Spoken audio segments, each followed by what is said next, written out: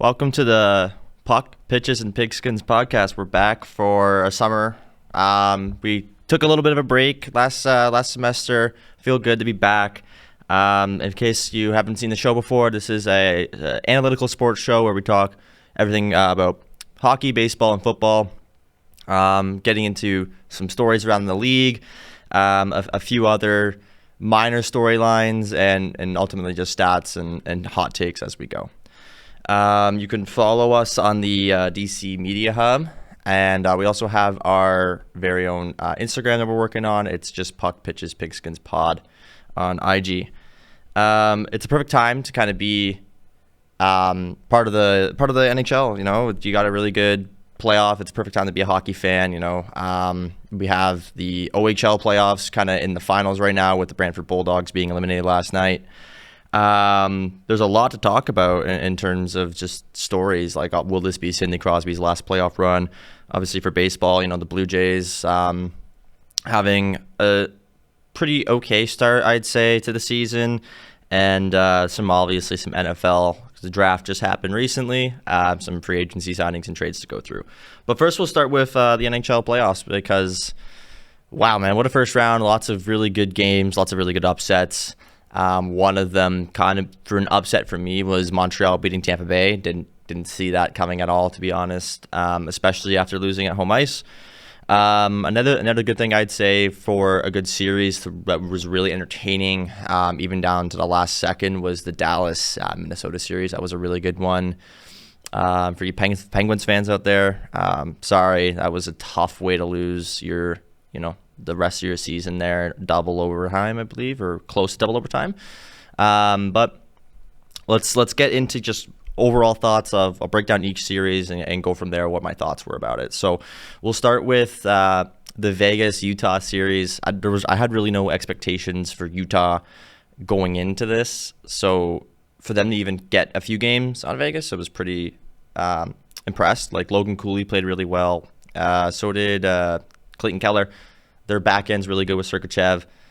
Goaltending was a little sluggish in the series, but on the topic of that kind of series, the Vegas Golden Knights played really, really well. Mitch Marner was kind of a ghost for the first half of the series. Turned it up in the last few games, which I'm not used to as a Leafs fan. I don't think anyone's really used to Mitch Marner producing in the playoffs, but he did really well. Another thing I would mention is the team as a whole for Vegas looks like they're meshing really well under Tortorella, which weird for them to make a coaching change when they did. You go straight from, having Bruce Cassidy, you won a Stanley Cup with him, to firing him 2 weeks left in the season. And then all of a sudden, you got a coach who, I'm not going to say Tortorella's not a good coach, but in the modern game that we play nowadays, it was a weird hiring for, especially considering how much star talent they have on there. They got, Eichel, Marner, but they do have players who really fit his system. Like, I think Mark Stone really fits his system. Those great guys on the third and fourth line really fit his system. So for that team to, in the midst of learning a new system, in the midst of, a new coaching staff, did a really good job for what it was. I didn't watch the game last night against the Ducks, but I believe Vegas won. And it was. I'm excited to see what's going to come out of the Pacific Division. I'm really interested to see who's going to win that series, because Anaheim and Edmonton we'll talk about right now. Really, for me, I don't know how Connor McDavid lost in the first round of the playoffs. Like, I know it's not just on him because he's playing through an injury, but you got two of the best players, top 5 players in the league, and Draisaitl and McDavid. Even if you guys are banged up, you're still better than at the average NHLer. So for them to lose that, obviously the Ducks, really young team, and they have some veteran presence. Kreider, Killorn, who's the Stanley Cup champion. They have the veterans there, Radko Gudas as well, but they should not have won that series on paper, going into it. Everyone was like, oh yeah, Oilers will probably just beat them in 5, beat them in 6. For the series to play out the way it did, and for the entire league, or not the entire league, but the entire media to be focused on those two players, Draisaitl and McDavid, and then their comments on it. For me, I can, for sure say McDavid's leaving the Oilers after his contract expires. There's no way he's going to stay if the team's going to continue to provide lackluster efforts, if the GM isn't going to be able to make the moves necessary. Like, I don't think people realize this, but Skinner is a system goalie, and even with the Penguins this year, he played well. I wouldn't say trading Stuart Skinner was the best move from the GM. I believe Stan Bowman wasn't the best move for the team. Obviously, yeah, they got Brett Kulak in that deal, and eventually they got Brett Kulak, right? So I do like the move, but not for the goaltending aspect. I think it built their team up, made them a little bit better of a team. But in terms of, it's old Don Cherry saying, if you don't have a good goalie, you're not going anywhere. And guys were up and down. They started 5 different goalies in the regular season, which is nuts, like really bad. So for Edmonton to lose that, like, it was tough. And then now what I'll say is they have 2 years now to figure it out, get something going with them, and we'll talk more about what they need to do later on. And then just to kind of go over the rest, and then we'll go quickly, just because some series weren't really notable. Colorado, LA, that was kind of, everyone really expected Colorado to sweep there, so they didn't. But Anze Kopitar played in his last ever NHL game, got a very warm ovation from the fans. Played really well. So good career for Kopitar. Congratulations to you on retirement. And now we'll move on from that and go to, like I mentioned, the Minnesota Dallas series. That was a toss up. I had Dallas moving on, but I guess Minnesota is just a better team in the playoffs. I mean, they added a lot at the deadline for grit, and they played ultimately really, really well together. And then at game 1 the other night, 9-6 loss against Colorado. Like, they're clearly an offensive powerhouse. They just need to get some consistency down with the goaltending, and I really do feel like Minnesota has a chance of beating Colorado, but we'll get into that again later. And then for the East side, Boston, Buffalo, I will be honest, I had that series going 7. I didn't think Buffalo had it in them to win a series, to be honest with you, just because first time in the playoffs, first time really with any of that, like their core in the playoffs. Like, this was the first playoff run for Dahlin, Thompson, Jack Quinn. Those guys, like, first playoff run ever, I believe. Like, obviously they had some defensemen who made the playoffs before, but an Alex Tuck who's been really good in the playoffs before. But overall, didn't really have anything significant that has the experience. And for them to beat Buffalo the way they did, they really did a good job, in my opinion. For them to beat Boston the way they did, they had a really good foundation and a good system set out for themselves. Good, because Boston's an experienced team and they got a lot to play for, and I think Boston will be even better next year if they can get some more pieces and go for another run. Montreal, Tampa, that was a series. That was the Game 6 best hockey game I've ever watched, period, ever. 0-0. Everyone's like, oh, I like more goals. The league needs more goals. I don't think so. I think the league needs entertaining hockey where there's high danger chances, but goaltending is phenomenal. I think that's way more entertaining than like a 5-4 overtime game or a 6-5 overtime game. I genuinely think 0-0 or 1-0 or 2-1 hockey game at the end of regulation is the most like intense thing you could have. It's really good, especially for playoffs. And then for Montreal to win that series, it was really weird. They won some games on the road. They lost some games at home. But ultimately, their record on the road was immaculate. They were really good on the road. So if you're winning games on the road, you're going to win a series. It's that simple. And then we'll go to the Metro now. Obviously, Carolina, Ottawa. I had way more expectations for Carolina or for Ottawa. And then what happened? Carolina just swept the floor. Easy. Very easy. Like, obviously, that double overtime game could have went either way. But Carolina got bailed out, or Ottawa got bailed out by the refs twice in that double overtime game. And just for the way it ended up, like, Ottawa deserved to lose if you can't capitalize on your chances. And then that last series, like I mentioned, the Metro, Philly, Pittsburgh. Like I said, if you're a Penguins fan, I can understand why all of you are crying.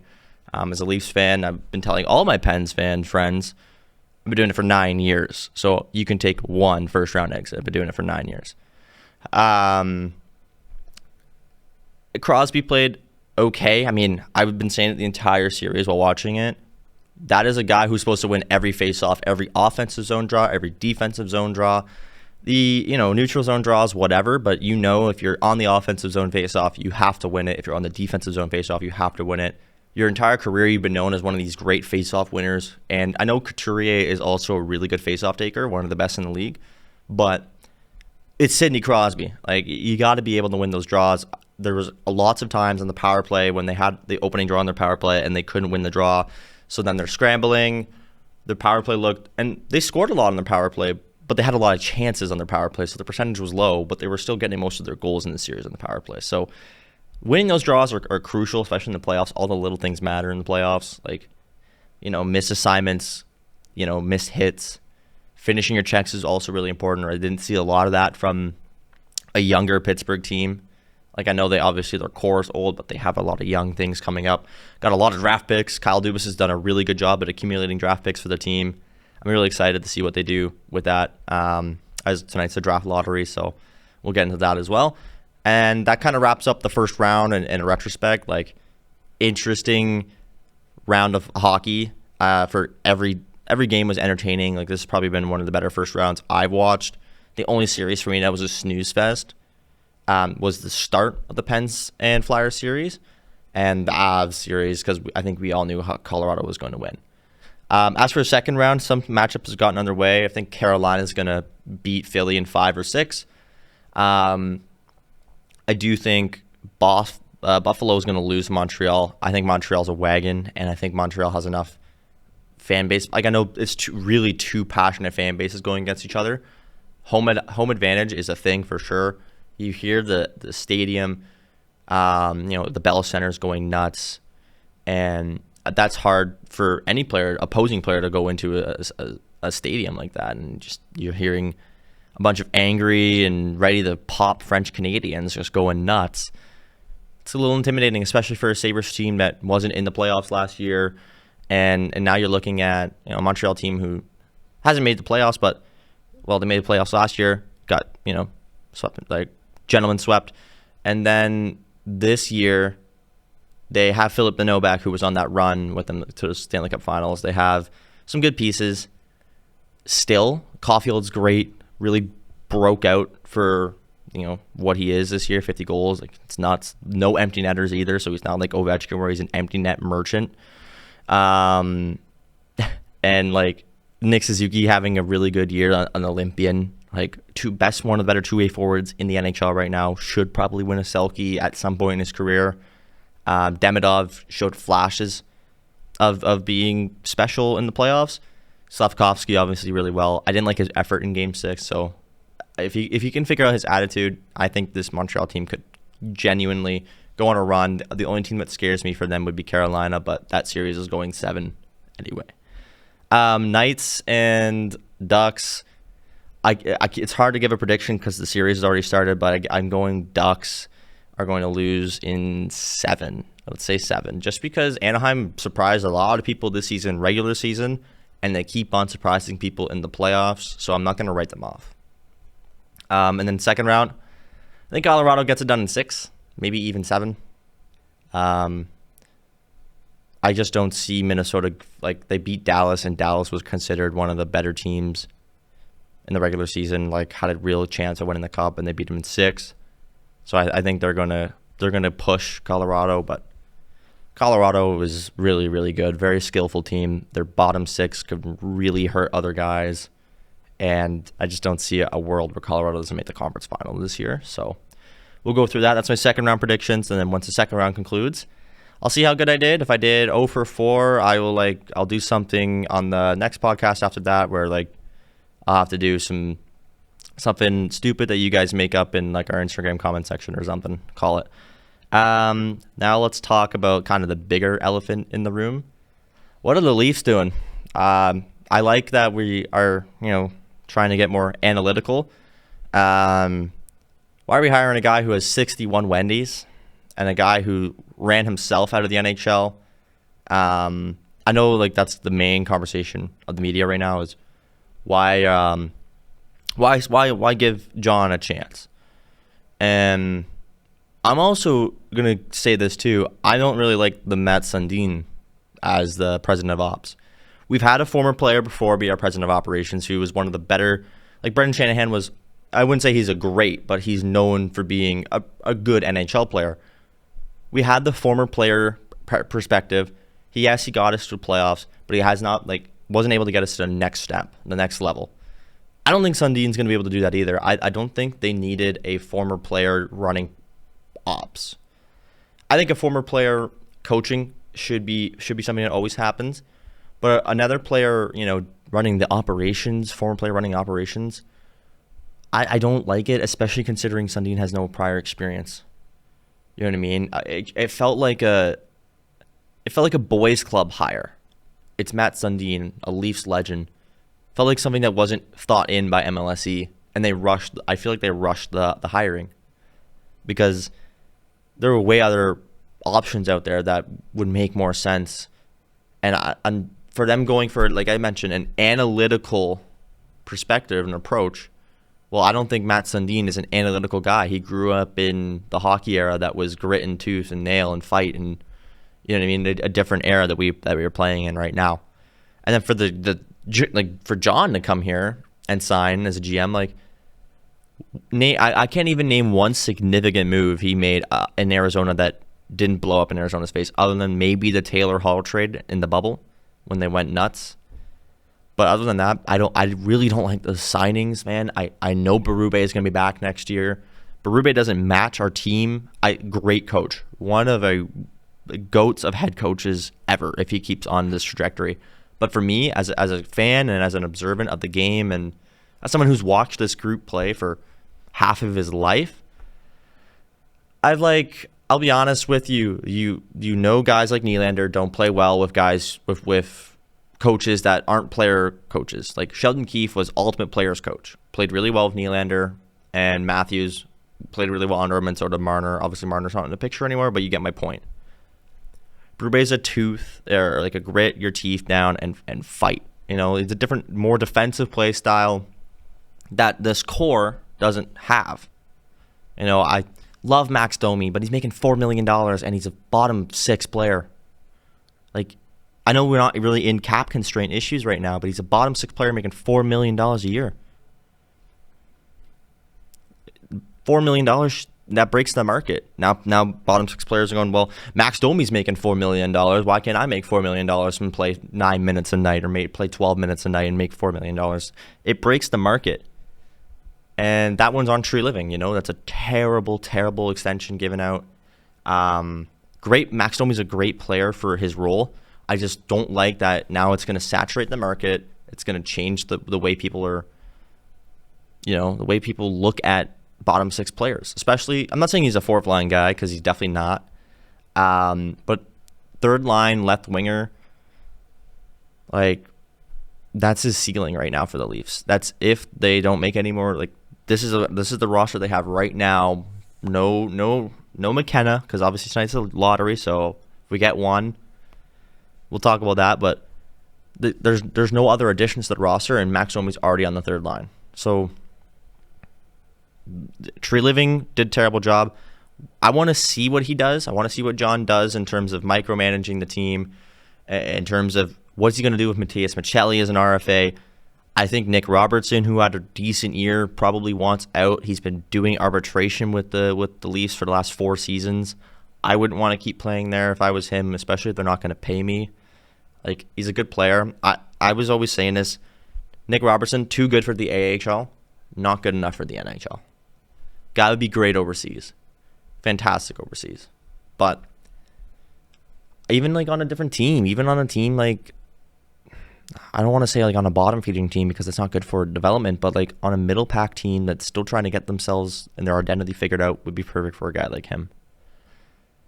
As for what you do with your big fish, your Matthews, your Nylander, you, in my opinion, you sit them down and you go, look, this is the direction we're going in, whatever direction John has. You're in or you're out, especially the Matthews, because he's probably a more valuable asset out of him and Nylander, because Nylander's contract's up when he's 37, and Matthews is up when he's 31, I think, 32. So there's more value out of Austin Matthews than William Nylander. And that's our captain. I don't think he should be the captain. I think in spirit, John Tavares is still the captain of this team. But for me, as a fan who watches every game, I tried to last season, but it was a tough watch last year. MLSE Group and Sundin and John Chinica and Craig Berube, they need to figure it out because this is it. Like, you have the most passionate and toxic fan base in the NHL. The toughest market to play in. You got to figure it out this season, or honestly, your fan base will turn on you in a dime. They already turn on players really quickly. Look, they drove Marner out of town. Who else is going to drive out of town? You know what I mean? Like when we traded for Ryan O'Reilly back in 2022. He told media when he signed in Nashville that he hated playing in Toronto because of the media. We're a tough market to play in, and that's always going to be our case. We're always going to be a tough market to play in. So the guys need to bear down, figure it out, and go from there. And good upside to that, draft lotteries tonight. If we get number 1 or even top 5, we keep the pick. If we don't, we lose it. If we lose the pick, you got nothing to really build off of next season. You got no first round pick to build off of. I didn't watch much film on Ben Danford. It was his pick a few years ago. He played okay. I think he's a good playoff player, but he played okay during the OHL playoffs. He's not going to be ready for the NHL next year. He's going to be in the Marlies. But like, the team has nothing coming up the pipeline. They don't have an absorbent amount of money, so they can't go out there and get some actual middle six guys who will play their role properly. It's a really tough pickle in Toronto. And with the lottery tonight, if we don't keep our pick, you really are at the standstill of what you do next, because then there's no direction.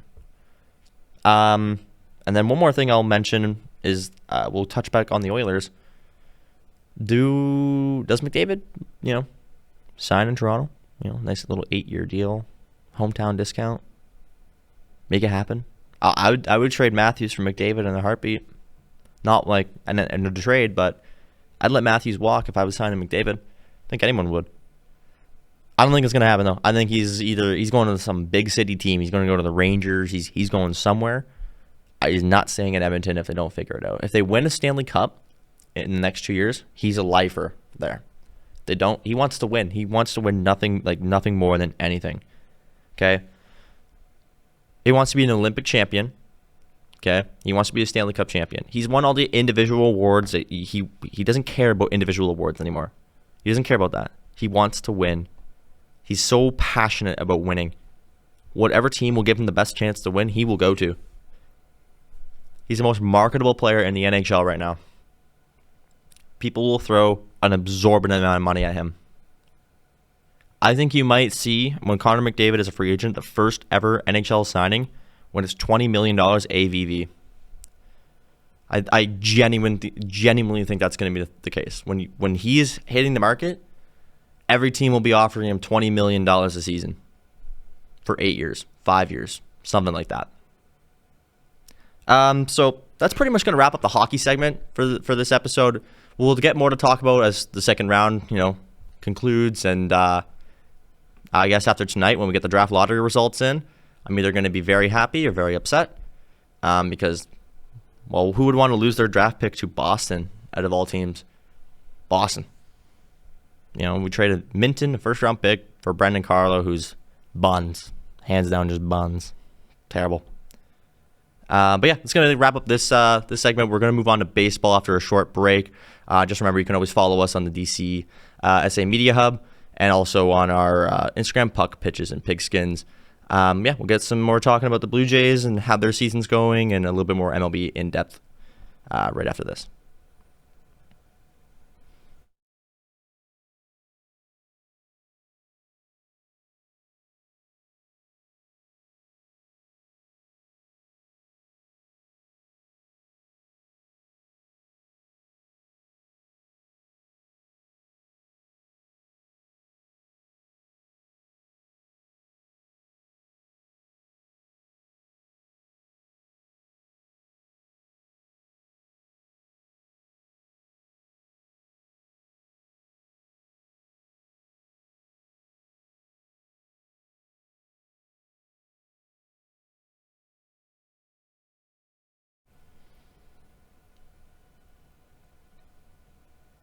Welcome back to the Puck, Pitches, and Pigskins podcast. I am your host, Drake Varley, and we are back with the baseball segment.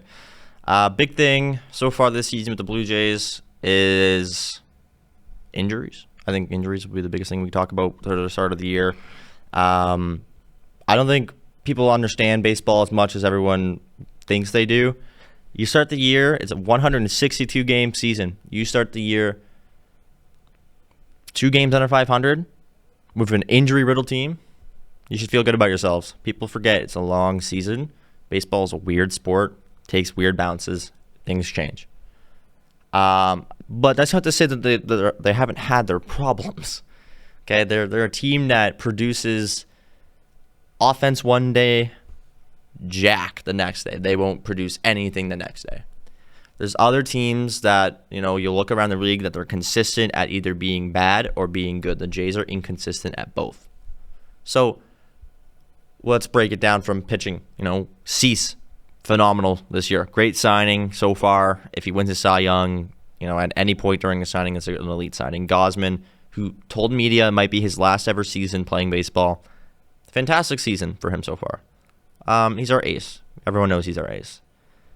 Your Savage came back. He's looked okay. Obviously, that last outing for him wasn't the greatest, but it's two outings back. I can't say anything about it. Cody Ponce, I was at Cody Ponce's first ever game as a Blue Jay, just blows out his knee. He's out. He's done. Yeah, just terrible injury. Brutal game. I stayed for the whole game. I ended up going from the 500 level all the way down to like the 100s. And because it was that much of a blowout, asked the guy, can I go watch the rest of the game down here? He was fine with it. It was sick. So Cody Ponce blows out his knee. He's done.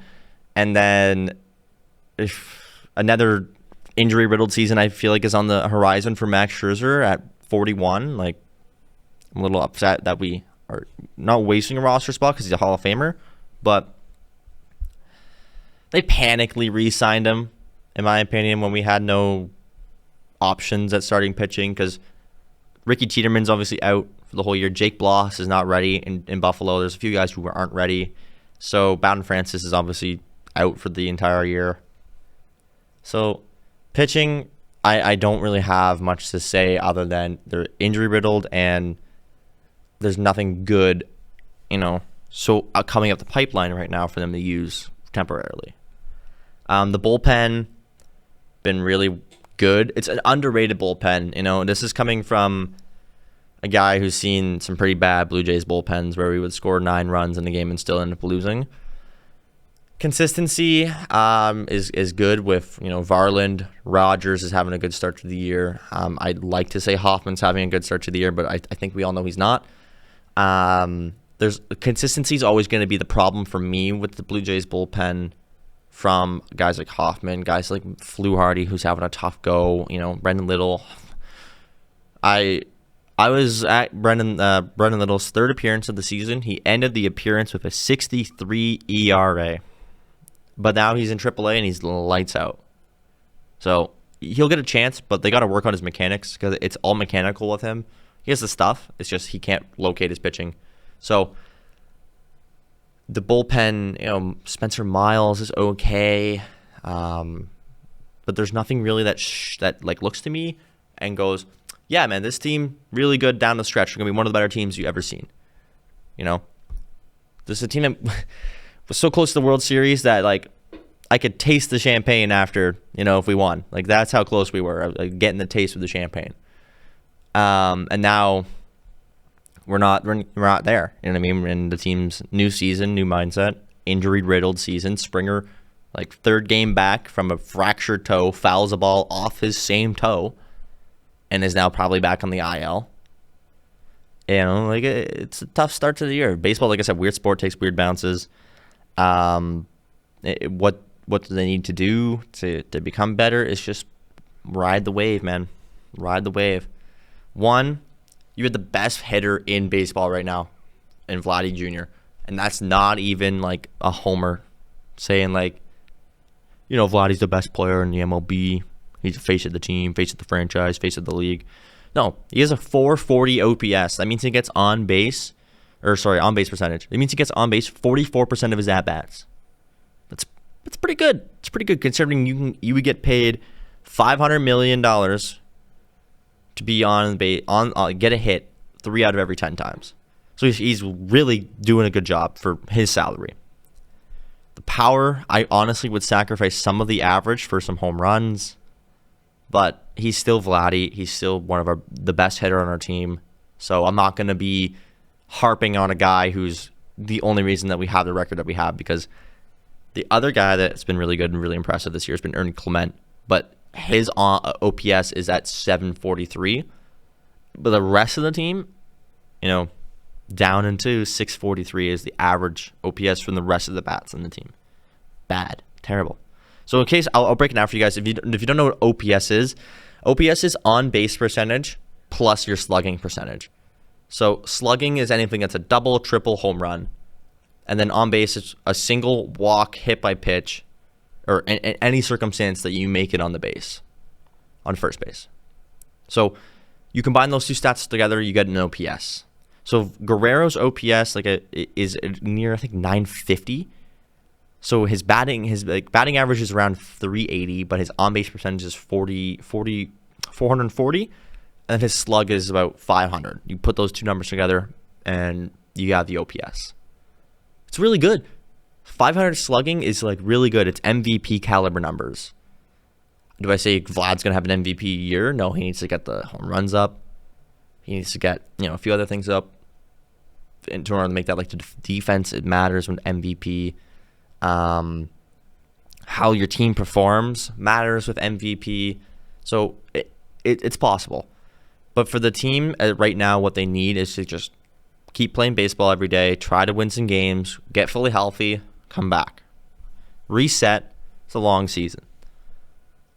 Another thing that kind of factors into the way they're playing is genuinely the Dome. Rogers Center in April is awful. Okay, the Dome's always closed. I don't like the Dome being closed. I think it's a different atmosphere. It feels like a different ballpark when the Dome is open. And the Jays never, ever, historically never play good in April. It's May they pick up, it's June they pick up, and it's July they pick up. Usually they struggle a little bit in August, but they figure it out in September. That has been the Jays with this group that they have for the past 3 or 4 seasons. So I'm not panicking, neither should you. For the rest of the MLB, Yankees are doing really good this year. The Rays, unexpectedly, they were projected to be the worst team in the AL East this year, and they're second, and beat the Jays last night. For today, against the Rays, you got to win that series. You got to win that game so you can have a chance of winning that series, and then go back home and have a nice 4-gamer, I believe, is this weekend, or 3-gamer, and ultimately, if you can win on the road and win at home, obviously you'll be a good team. But if you can win all your games at home and split your road record, or even have a slightly below 500 road record, you'll be a good team. You'll be a really good team. Another thing I will mention about the season right now is some teams that you would think would be good aren't really performing. Like the Dodgers, who you would think that they'd be fantastic. They're a winning baseball team right now, but they're not playing the way you would think they would be playing. Another team that's kind of been like that for me has been the Kansas City Royals. I thought they'd be a way better team. They loaded up in the offseason. I know it's only May, so slow start. But I thought that team was going to be way better than what they have been. Seattle, slow start, but they're starting to figure it out a little bit. There's a few other teams that have had slow starts as well, but let's not all focus on the negative. There's some teams that have been really good for no apparent reason either. Like the Twins were really good for the first about 3 weeks of the season, and now they recently haven't been playing that good. And for me, the most entertaining team to watch play baseball, and this is going to be a weird take, is going to be the I'll call them Las Vegas A's, but technically they're Sacramento. The A's, really good lineup. Their pitching could use some work, but they're also still playing at a AAA ballpark. Their lineup hits everywhere. It's not like they're just, playing AAA ballpark and their lineup's only producing a little bit. Like, no, they're producing a decent amount, so I can't harp on the lineup at all.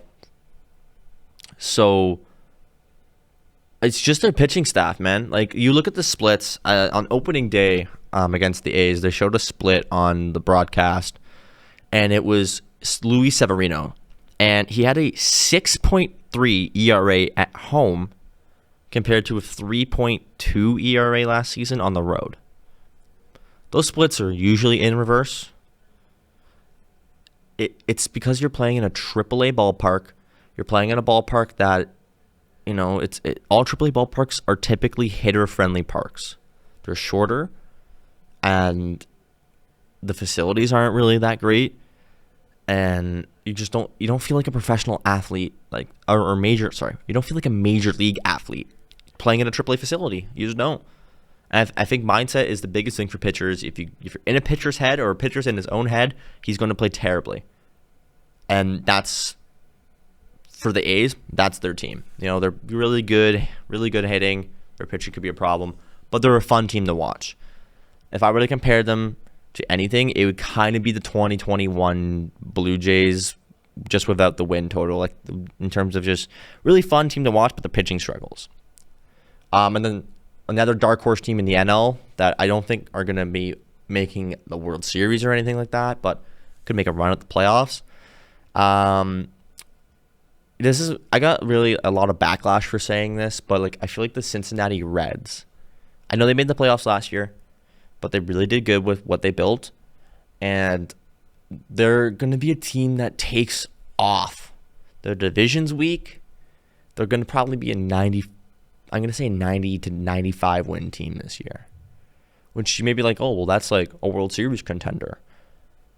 Not when you look at the rest of the NL. The NL is way more heavy than the AL, I will say, because the Brewers are really good again.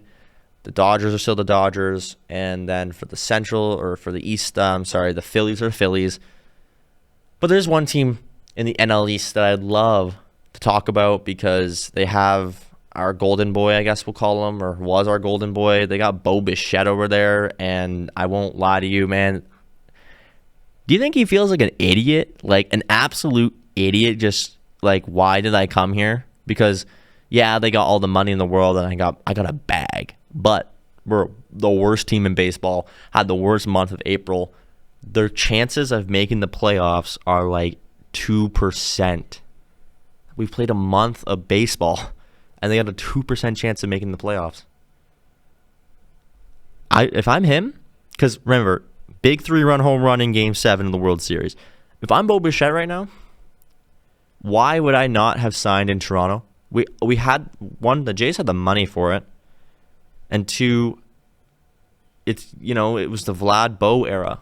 You're still like a face. Like if he's worried about the team not being his team, which you have no idea how many times in sports that egos will play into people's decisions.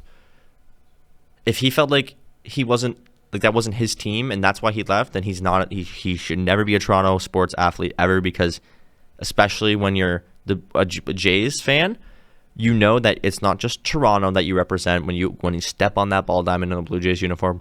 You represent our nation as a whole. So if your mindset's like that, good riddance. But he's struggling. He is struggling in the Mets. Mets aren't really a hitters-friendly ballpark. But for a guy like Bichette, who doesn't really have a lot of pop in his bat anyway, it's like a dream for him to hit opposite field doubles. That is his entire game. His bro just hits opposite field doubles all the time. Barely pulls the ball unless he's forced to, but he loves to go the other way. And it's a good ballpark for it. But he's just struggling. His K rate was always high as a Blue Jay, but it's the highest it's ever been as a Met. He strikes out a lot. And I'd say the team is better off without him. I know we have Kazuma Okamoto, who hits a lot of bombs. The extra base hits are there. The on-base percentage isn't there.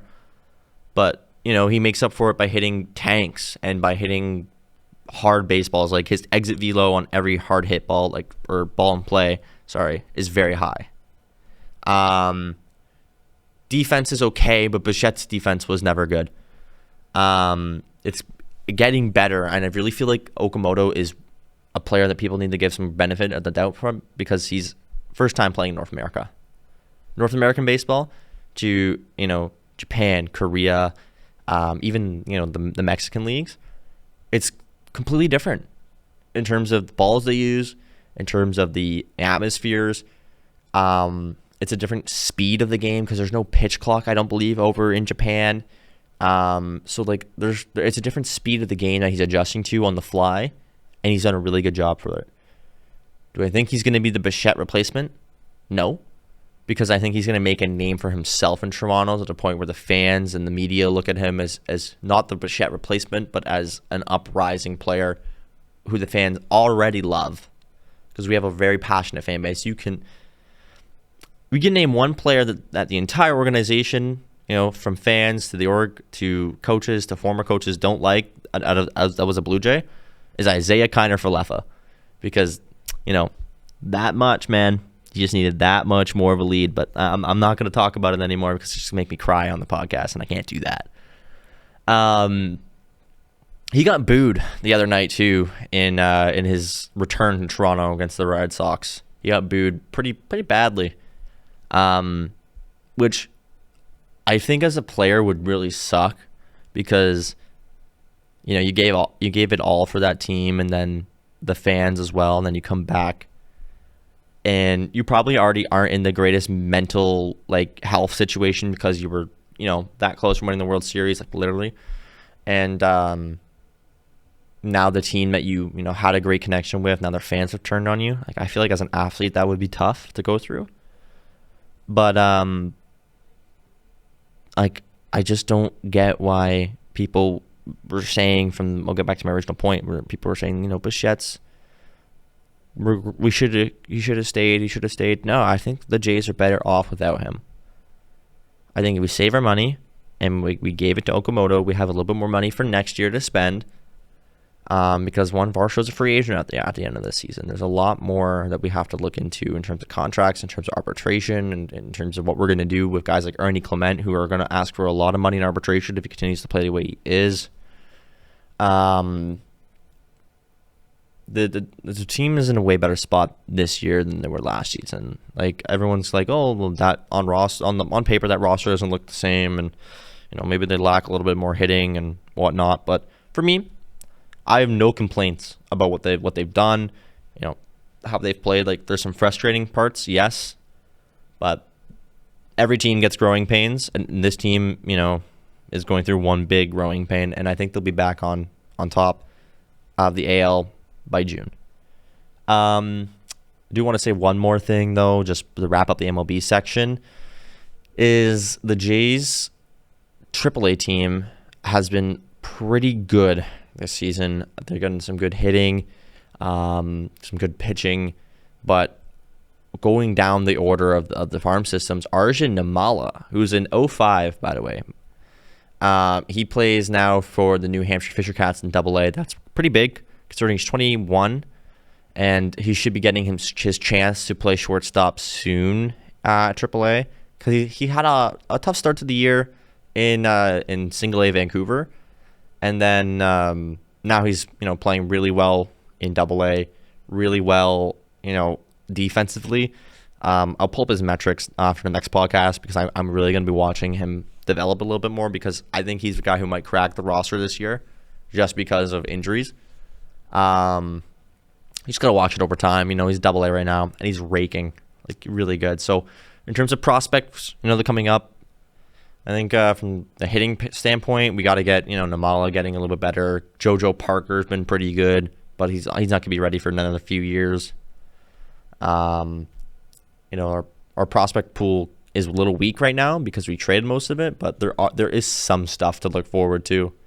So anyway, that's going to wrap up the MLB section for today, and then since it's only 1 month in, there's only really so much to talk about. So we'll get more storylines going hopefully next week and the next 2 weeks, just as teams roll into midseason form.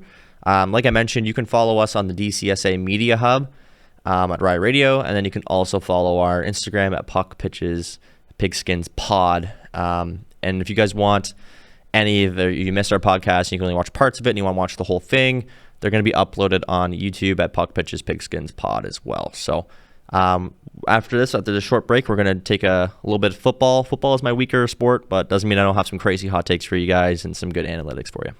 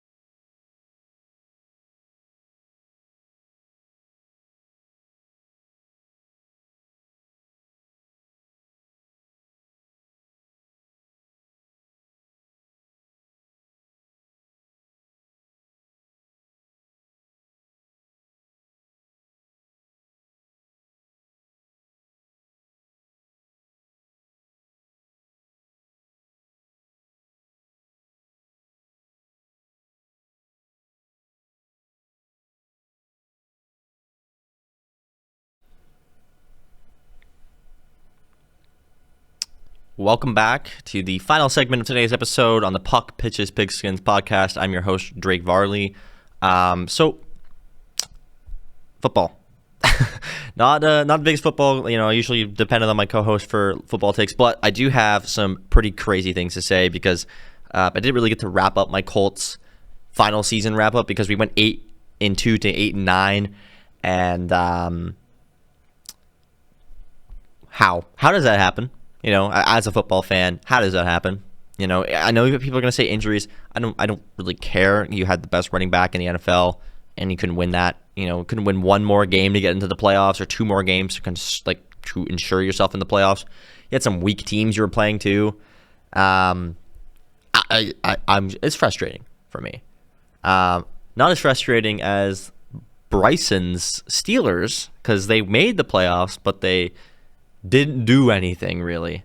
I kind of laugh at him because he likes Pittsburgh teams, and the Steelers are they have the same kind of fan base as the Leafs, so you just get let down every year. Mediocrity at its finest. So the draft was interesting. I didn't really watch it, but I did get a little bit of snippets in there. Ty Simpson going to take Matt Stafford's spot, maybe. I don't really think that. I think it's just for the future. I think they took the first round pick to develop him a little bit as a backup, and then once he's ready, he's ready. Because I think Stafford probably has one more year left in him, so it's just a precautionary thing from the Rams to try to keep their team going. Because Nakua's pretty young. Devontae Adams is a little bit older, but he'll be fine for another couple seasons. They got a pretty young Kyron Williams still, so they're trying to keep the offense going, and that's why they made this draft pick. Everyone's confused about it. I wouldn't be as confused about it because, one, he's a good quarterback, but he has a lot of raw talent in his arsenal.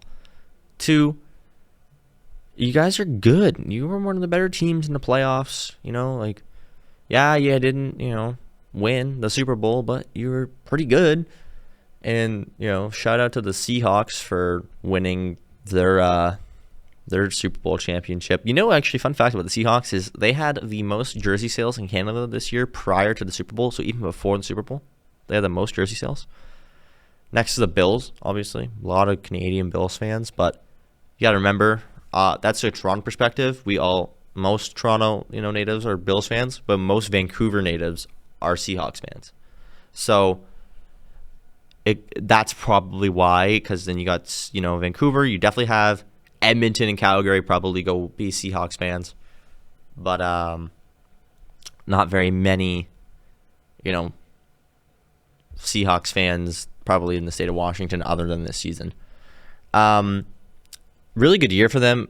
I didn't really think that they were going to win the Super Bowl. I don't think anyone really thought they were going to win the Super Bowl, but it was also a Super Bowl matchup that it was, Pat's back in the Super Bowl, and then the Seahawks. I was like, are you kidding me? Last time this happened, we had the craziest Super Bowl ending of all time. And this Super Bowl was boring. One of the more boring football games I've ever watched. Like the halftime show in terms of the vibe and the performance, but I don't really know what Bad Bunny was saying. I was trying to, and I even used like a Shazam to like translate it so I can understand the words and see if the words have meaning, which they have a really good meaning. Just not my vibe for my halftime show. But honestly, I didn't like the one the year before, and I didn't like, the last halftime show I genuinely really enjoyed was Rihanna's, and then before that was The Weeknd.